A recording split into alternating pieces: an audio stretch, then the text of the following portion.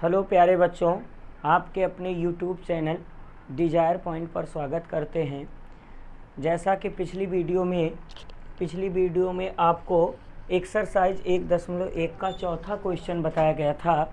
आज एक्सरसाइज 1.1 का पांचवा क्वेश्चन हम डिस्कस करेंगे बहुत आसान शब्दों में।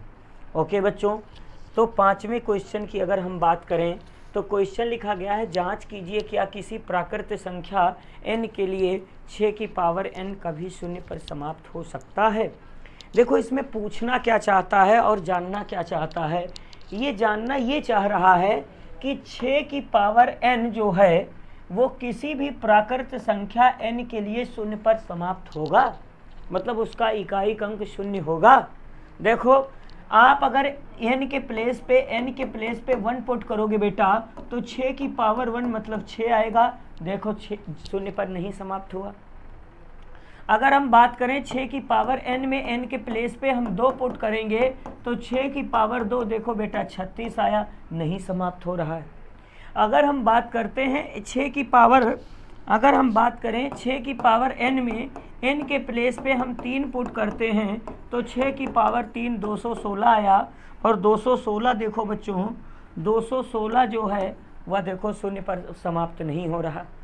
इसका मतलब हम ये देख रहे हैं कि 6 की पावर n जो है बेटा वो किसी भी प्राकृत संख्या n के लिए शून्य पर नहीं समाप्त हो रहा है। वो किस पर समाप्त हो रहा है? वो देखो 6 पर समाप्त हो रहा है। इसमें आपको इकाई का अंक जानने की कोशिश कर रहा है। जैसे आप लोग पढ़ेंगे कि जैसे अगर कोई बेटा संख्या दी रहे और उसका पावर n दिया रहे। अब संख्या में अगर उसके इकाई का अंक शून्य है, अगर उसका प्रेजेंट इकाई शून्य है तो आप उसकी डिग्री चाहे जितनी करोगे हमेशा वो शून्य पर ही समाप्त होगा। जैसे अगर हम बात करें 10 की पावर n के प्लेस पे आप चाहे जो रखोगे बेटा वो 10 पर ही समाप्त होगा, वो शून्य पर ही समाप्त होगा। देखो n के प्लेस पे 1 रखोगे देखो 10 आया, 2 रखोगे देखो 100 आया, 3 रखोगे देखो 1000 आया, लास्ट में देखो 0 पर ही समाप्त हो रहा है कि नहीं बच्चों।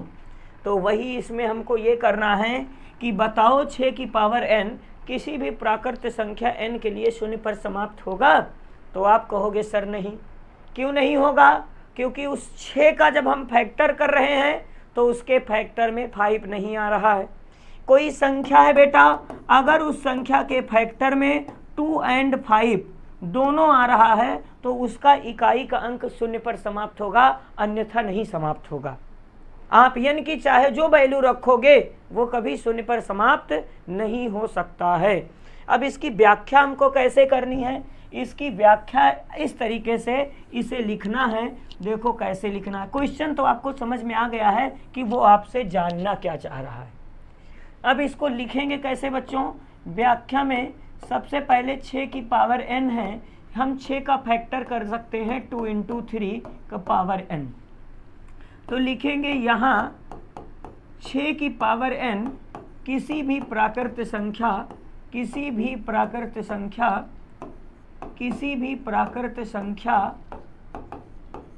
n के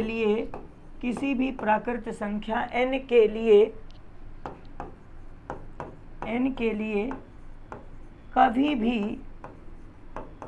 कभी भी शून्य पर समाप्त नहीं हो सकता है, कभी भी शून्य पर समाप्त नहीं होगा, शून्य पर समाप्त नहीं होगा, क्योंकि